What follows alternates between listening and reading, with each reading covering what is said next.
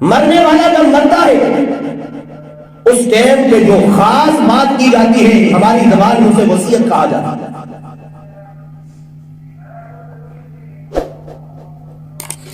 تو انبیاء علیہ السلام نے بھی اور صحابہ کرام بھی اپنی اولاد کو نصیحتیں اور وصیتیں کرتے رہے.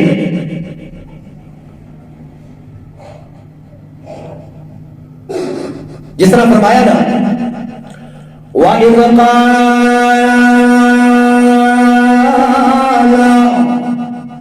لُقْمَانُ لِابْنِهِ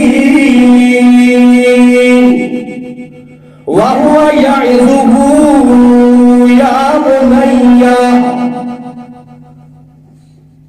حضرت لقمان حکیم اپنے بیٹے کو نصیحت کر رہے ہیں، وصیت کر رہے ہیں، خیر کی بات کر رہے ہیں. اب یہ آخری الفاظ بھی ہے انسان کی، پتہ نہیں اس کے بعد موت آ جائے. بڑی اہم بات کر رہے ہیں حضرت لقمان علیہ السلام. فرمایا یا بنیا، اے میرے بیٹو، لا تشرک باللہ، اللہ کے ساتھ کسی کو شریک مت ٹھہرانا. یہ کون کہہ رہا ہے؟ لقمان حکیم علیہ السلام اپنے بیٹوں کو کہہ رہے ہیں. گویا خیر خواہ باپ اپنے بیٹوں کی سب سے پہلے وصیت، سب سے پہلے فکر اس کے عقیدے کی کیا کرتا ہے. کہیں میرے جانے کے بعد میری اولاد کہیں شرک میں نہ پڑ جائے، نافرمانی میں نہ پڑ جائے. فرمایا ان الشرک لظلم عظیم. لوگوں سنو، شرک بہت بڑا ظلم ہے. شرک بہت بڑا ظلم ہے. گویا عقیدے کی فکر کر رہے ہیں حضرت لقمان حکیم. اور حضرت یعقوب علیہ السلام کے بارے میں فرمایا ام کنتم شہداء اذ حضر یعقوب الموت. کیا لوگوں تم حاضر تھے کہ حضرت یعقوب علیہ السلام پہ جب موت آئی، موت حاضر ہوئی، موت کا وقت قریب ہے، اور اپنے بیٹوں کو جمع کریں گے. فرمایا اذ قال لبنیہ، اپنے بیٹوں سے فرمایا اے میرے بیٹوں، ما تعبدون من بعدی، میرے بعد کس کی عبادت کرو گے؟ وہ تو حضرت یعقوب علیہ السلام کے بیٹے تھے. سب نے کہا اے ابا جان، نعبد الہک و الہ آبائک، ہم تو آپ کی الہ کی عبادت کریں گے، یعنی جو عقیدہ آپ کا ہے ایک الہ کی عبادت کریں گے. اور اپنے آبا و اجداد حضرت ابراہیم علیہ السلام، حضرت اسحاق علیہ السلام، ان کے الہ کی عبادت کریں گے. کون سا الہ؟ فرمایا الہ واحد، ایک اکیلا الہ، اس کی عبادت کریں گے. گویا انبیاء علیہ السلام بھی اپنی اولاد کو خیر کی دعوت دینے والے تھے، خیر کی وصیت کرنے والے تھے، ان کے عقیدے کی فکر کرنے والے تھے. کہیں ایسا نہ ہو کہ ہمارے جانے کے بعد ہماری اولاد غیر اللہ کو پکارنے لگ جائے، غیر اللہ کی عبادت کرنے لگ جائے. تو حضرت ابو ایوب انصاری رضی اللہ تعالیٰ عنہ فرماتے ہیں کہ جاء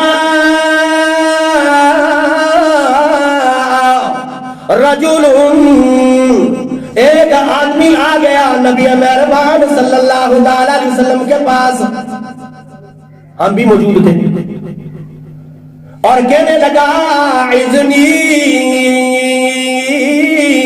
فاوجز، اے اللہ کے نبی مجھے کوئی نصیحت کیجیے، نصیحت بھی ہو مختصر نصیحت ہو، لمبی نصیحت بھی نہ ہو اور نصیحت بھی چھوٹی ہو اور ہو بھی لاجواب نصیحت ہو، نصیحت کیجیے۔ نبی مہربان صلی اللہ علیہ وسلم نے فرمایا اذا قمت فی صلاتک فصلی صلاۃ مودع، یعنی جب تم نماز کے لیے کھڑے ہو تو ایسی نماز پڑھ کہ وہ رخصت ہونے والی نماز ہو۔ کتنی جامع نماز ہوگی، یعنی انسان کو اگر پتہ چل جائے کہ اس کی موت آنے والی ہے اور آخری ٹائم ہے اس کا، اب 2 رکعت نماز کا موقع ملا ہے، تو آپ اندازہ لگائیں کتنی عاجزی ہوگی، کتنی انکساری ہوگی، کتنا رب کے ساتھ تعلق ہوگا۔ آج تو ہماری نمازیں دیکھیں، اپنے جھگڑے، اپنے فساد، اپنے لین دین، دنیا کی پریشانیاں ہم نماز میں حل کرتے ہیں، اور اللہ کے نبی صلی اللہ علیہ وسلم فرما رہے ہیں ایسی نماز پڑھو کہ وہ نماز تمہاری ایسی ہو کہ تو ابھی رخصت ہونے والا ہے۔ جس طرح پھانسی والے قیدی کو اگر موقع ملے تو 2 رکعت نماز پڑھتے ہوئے کتنی عاجزی ہوگی، نماز کے اندر عاجزی اور انکساری ہونی چاہیے، خشوع اور خضوع ہونا چاہیے۔ جس طرح اللہ کریم فرماتے ہیں قد افلح المؤمنون، تحقیق کامیاب ہو گئے وہ لوگ الذین هم فی صلاتهم خاشعون، جو نمازوں کے اندر خشوع اور خضوع کرنے والے ہیں، یعنی نماز میں حاضر ہونے والے ہیں۔ یہ نہیں کہ نماز میں آپ کھڑے ہیں اور آپ کی سوچ کسی اور جگہ پہ موجود ہے۔ نبی مہربان صلی اللہ علیہ وسلم نے فرمایا ان احدکم اذا صلی یناجی ربا، تم میں سے کوئی آدمی جب نماز پڑھنے لگتا ہے تو یناجی ربا، اپنے رب سے سرگوشی کر رہا ہوتا ہے۔ نماز کے اندر اللہ سے ایک تعلق ہوتا ہے۔ حضرت علی رضی اللہ تعالیٰ عنہ نے فرمایا اگر کوئی آدمی یہ سمجھتا ہے کہ اللہ مجھ سے کلام کرے، اللہ مجھ سے کلام کرے تو قرآن مجید کو پڑھو، اللہ کا کلام تمہارے سامنے۔ اگر تم یہ سمجھتے ہو کہ میں اللہ سے کلام کروں تو نماز کے اندر کھڑے ہو جاؤ۔ گویا نماز اللہ سے مناجات، ملاقات کا ایک ذریعہ ہے۔ نبی مہربان صلی اللہ علیہ وسلم نے فرمایا الصلاۃ معراج المؤمن، نماز مومن کی معراج ہے۔ فرمایا میں اللہ سے ملاقات کرنے کے لیے 7واں آسمان سے بھی اوپر، تخت سرا سے بھی اوپر، سدرۃ المنتہا سے بھی اوپر اللہ کے قریب پہنچ گیا۔ اللہ نے سارے پردوں کو ہٹا کر مجھے قریب کر دیا، مجھے قریب کر دیا، معراج ہوئی، اللہ سے ملاقات ہوئی۔ اگر کوئی مومن مسلمان اللہ سے ملاقات کرنا چاہتا ہے تو دور جانے کی ضرورت نہیں ہے، مسجد میں آ کر اللہ سے، اللہ کے سامنے اللہ اکبر کر کے کھڑا ہو جائے، گویا اللہ سے ملاقات کر رہا ہے۔ سب سے زیادہ قریب اللہ فرماتے ہیں میرے بندہ اس وقت ہوتا ہے جب وہ سجدے کی حالت میں ہے. رب سے ملاقات کا ایک ذریعہ ہے. آج نمازوں کی ہم نے حالت کیا بنا رکھی؟ ہماری نماز جاندار نہیں ہے. رسول اللہ صلی اللہ علیہ وسلم نے دیکھا ایک آدمی کو نماز پڑھ رہا ہے, نماز پڑھ کے جانے لگا تو رسول اللہ صلی اللہ علیہ وسلم نے فرمایا ارجع فصلی فإنک لم تصلی, لوٹ جا نماز پڑھ, تو نے نماز پڑھی نہیں. اب اس نے پھر نماز پڑھی, نماز پڑھ کے پھر جانے لگا تو رسول اللہ صلی اللہ علیہ وسلم نے فرمایا پھر نماز پڑھ, تو نے نماز نہیں پڑھی. اب بڑا حیران ہوا, پھر اس نے نماز پڑھی اور بڑی عاجزی سے انکساری سے بڑی آہستہ آہستہ رکوع سجدے کا خیال کر کے نماز پڑھی تو اللہ کے نبی نے فرمایا کہ اب تو نے نماز پڑھی. گویا وہ نماز جو نماز کے اندر بالکل سستی اور قائلی کے ساتھ نماز پڑھ کے چلا گیا, وہ نماز کالے کپڑے کے اندر لپیٹ کر تمہارے منہ میں دے ماری جاتی. نماز تو اللہ کے تعلق کا نام ہے, اللہ سے مناجات کا نام ہے. اور یہ بندہ آ کر سجدہ قیام قاعدہ تو کیا لیکن صحیح شرائط کے ساتھ نہ کیا تو اللہ کے ہاں ایسی نماز کی ضرورت نہیں.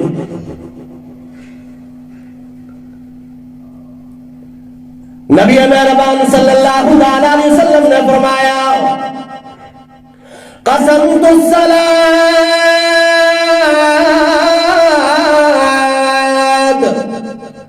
بینی و بین عبدی,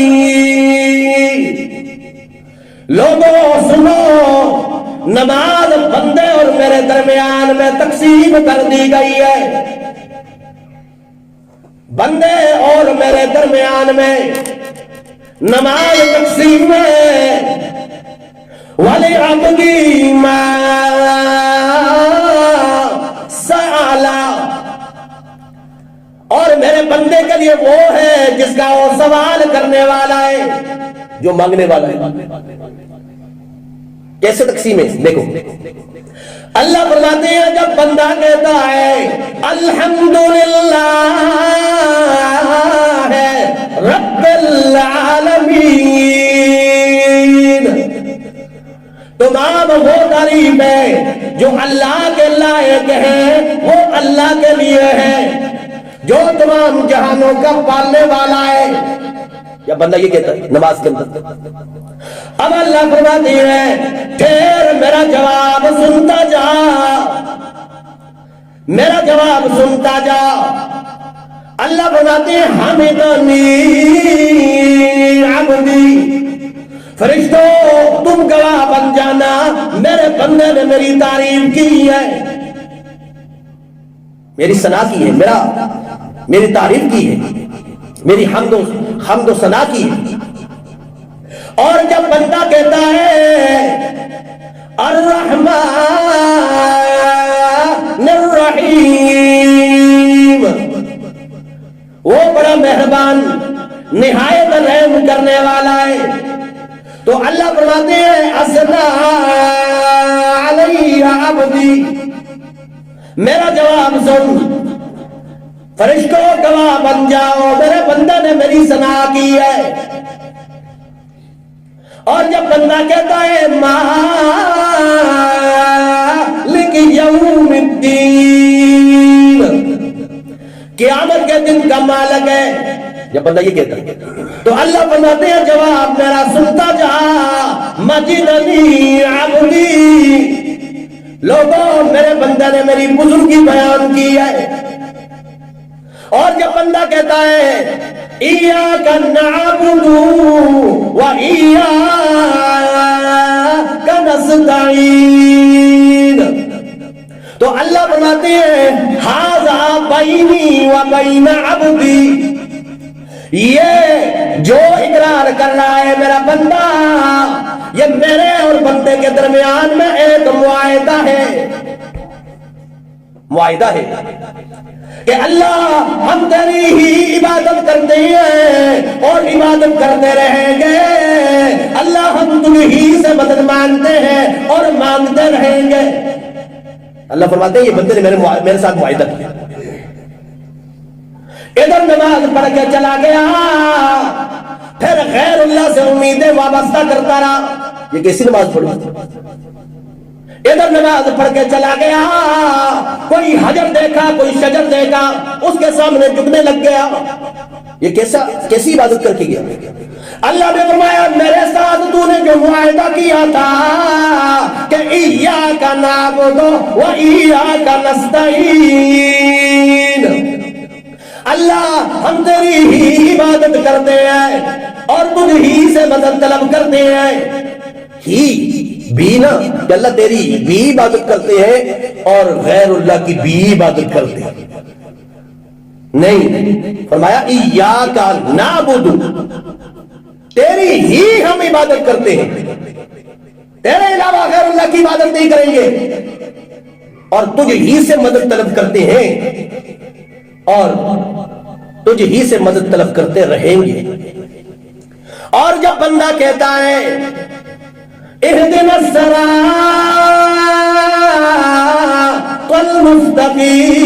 المستقیم صراط الذین انعمت علیہم غیر المغضوب علیہم ولا الضالین،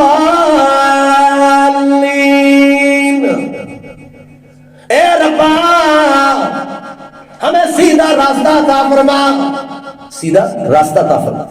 اللہ صراط الذین انعمت علیہم غیر المغضوب علیہم ولا الضالین، اللہ ان لوگوں کا راستہ چاہیے جن پر تیرا انعام نازل ہوا، جن پر تیرا فضل نازل ہوا، جن کو تو نے نوازا، دنیا میں عزتیں عطا فرمائی. اللہ ان لوگوں کا راستہ نہیں چاہیے اللہ جن پہ تیرا غضب نازل ہوا، عذاب نازل ہوا، ان قوموں کو، قبیلوں کو اللہ نے ملیا مہد کر دیا. کتنی اقوام تھی. اللہ ان لوگوں کا بھی راستہ نہیں چاہیے جن پر تیرا غضب ہوا اور ان لوگوں کا راستہ بھی نہیں چاہیے اللہ جو گمراہ ہو گئے، تیرے احکام سے وہ موڑنے والے لوگ، اللہ ان کا راستہ بھی نہیں چاہیے. تو اللہ فرماتے ہیں جب بندہ یہ اقرار کرتا ہے تو اللہ فرماتے ہیں وَلِعَبْدِي مَا سَأَلَ، میرے بندے کے لیے وہ ہے جس کا وہ سوال کر رہا ہے. سوال کر رہا ہے اللہ تیری پاکی میں نے بیان کی ہے، اللہ تیری بزرگی میں نے بیان کی ہے، اللہ تیری تعریف میں نے بیان کی ہے، اللہ تیری حمد میں نے بیان کی ہے، تیرے ساتھ اپنا رشتہ بیان کیا ہے کہ ایاک نعبد و ایاک نستعین. اب اللہ میری یہ التجا ہے، اللہ یہ میری دعا ہے کہ اہدنا الصراط المستقیم، اللہ مجھے سیدھا راستہ عطا فرما. یہ ہے مناجات، تعلق. اللہ نے فرمایا میرے بندے تو نے مجھ سے سوال کیا ہے، عاجزی کے ساتھ کیا ہے، انکساری کے ساتھ مجھ سے دعا کی تو میں تمہاری دعا کو قبول فرماؤں گا. دعا کا اللہ نے ایک طریقہ بتلایا تھا کہ سب سے پہلے اللہ کی ثنا، تعریف، بزرگی، پاکی بیان کرنے کے بعد اللہ اور بندے کا رشتہ بیان کیا ہے کہ اللہ تیرے ساتھ میرا رشتہ کیا ہے، عبادت کا تعلق ہے اللہ، سوز و پکار کا تعلق ہے اللہ، ہماری قولی باتیں بھی تیرے لیے ہیں، مالی باتیں بھی تیرے لیے ہیں، ہماری فعلی باتیں بھی تیرے لیے ہیں. اب یہ بیان کرنے کے بعد اب اللہ سے دعا کر رہے ہیں اللہ اب ہماری التجا ہے تو ہمیں سیدھا راستہ دے. تو اللہ کریم نے فرمایا الف لام میم ذالک الکتاب لا ریب فیہ، یہ کتاب ہے، یہ کتاب ہے، اس میں کوئی شک نہیں ہے، عظمت والی کتاب ہے، شان والی کتاب ہے، رب کا کلام ہے. باقی کتابیں آئیں اللہ کی طرف سے کتاب بن کے آئی تھی، تورات و انجیل، زبور، لیکن اللہ کا کلام نہیں تھا۔ یہ قرآن کو یہ اعجاز دیا گیا کہ یہ کلام اللہ بن کے آئی ہے۔ یہ جو کلام ہے نا، یہ رب کے زبان اقدس سے ادا شدہ الفاظ ہیں۔ کتنی عظمت والی کتاب ہے۔ فرمایا ہدایت مانگتے ہو نماز کے اندر، اللہ ہدایت عطا فرما، سیدھا راستہ عطا فرما۔ میں تمہیں بتلاتا ہوں ہدی للمتقین۔ ہدایت مانگتے ہو تو قرآن کے قریب آ جاؤ، یہ قرآن ہے۔ اب ہمیں پتہ چل گیا اللہ کہ اللہ تیری کتاب ہدایت والی کتاب ہے۔ نماز کے اندر ہم مانگ رہے ہیں اہدنا الصراط المستقیم، اللہ ہمیں سیدھا راستہ عطا فرما۔ اللہ نے کہا یہ کتاب ہے، قرآن ہے۔ پھر بھی ہم نماز کے اندر 5 وقت کے نماز کے رکعتوں کے اندر ہم مانگتے اہدنا الصراط المستقیم۔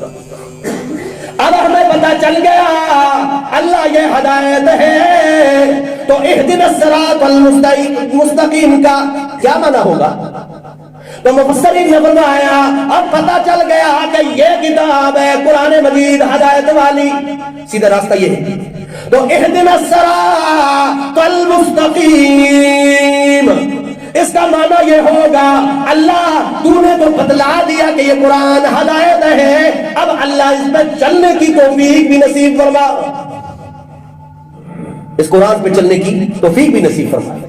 تو ہم نے عرض کیا کہ نماز پڑھو، نبی مہربان صلی اللہ علیہ وسلم نے فرمایا ایسی نماز پڑھو صلاۃ مودین، کہ لوٹنے والی نماز ہو، رخصت ہونے والی نماز ہو۔ یعنی کیا مراد؟ یعنی ایک آدمی مرنے والا ہے، آخری ٹائم میں جو نماز پڑھی جاتی ہے، کتنی عاجزی ہوگی، انکساری ہوگی، تو گویا نمازوں کے اندر ہر نماز کو آخری نماز سمجھ کے پڑھتے، آخری نماز سمجھ کے پڑھتے۔ اور روایات میں آتا ہے ابو معلق ایک صحابی گزرے ہیں، تاجر تھے، تجارت کی غرض سے جا رہے ہیں، ایک علاقے میں پہنچے، ویران علاقہ تھا، ڈاکو نے پکڑ لیا، پیسے بھی لے لیے اور جان سے مارنے لگے ان کو۔ تو صحابی رسول نے فرمایا حضرت اگر اجازت ہو تو اللہ کے سامنے آخری نماز پڑھ لوں۔ ادھر نماز کے لیے کھڑے ہوئے، 4 رکعت نماز کے لیے، آخری سجدے کے اندر جو جس انداز سے روئے اللہ کے سامنے، اللہ اب میری جان نکلنے والی ہے، اللہ اب میں اس دنیا سے رخصت ہونے والا ہوں، اللہ تو مجھ سے راضی ہو جا، اللہ تجھ سے سوال کرتا ہوں، یہ مشکل ہے، پریشانی ہے، نجات دینے والی ذات تیری ہے۔ دعا کی، التجا کی، اللہ سے اتنی عاجزی سے مانگا۔ روایات میں آتا ہے ادھر سلام پھیرا، ادھر ایک شاہ سوار سفید رنگ کے گھوڑے پہ سوار ہے اور ہاتھ میں نیزہ پکڑا ہوا ہے، اور وہ ڈاکو کا سر قلم ہوا ہے، کام تمام ہوا ہے، اور تمام کرنے کے بعد وہ سفید رنگ کا گھوڑا بھاگتا جا رہا ہے۔ واپس پہنچے اور جا کر اس سے کہا اپنا نام تو بتا نا، تو میرا میرے لیے محسن ہے، کہا میں 3 آسمان کا فرشتہ ہوں اور اللہ نے مجھے وہاں سے بھیجا ہے کہ میرا بندہ مناجات کر رہا ہے، کہیں دیر نہ ہو جائے، جلدی پہنچو۔ یہ ہے وہ آخری نماز۔ اللہ ہمیں ایسی نمازیں پڑھنے کی توفیق نصیب فرمائے۔ وآخر دعوانا ان الحمدللہ رب العالمین۔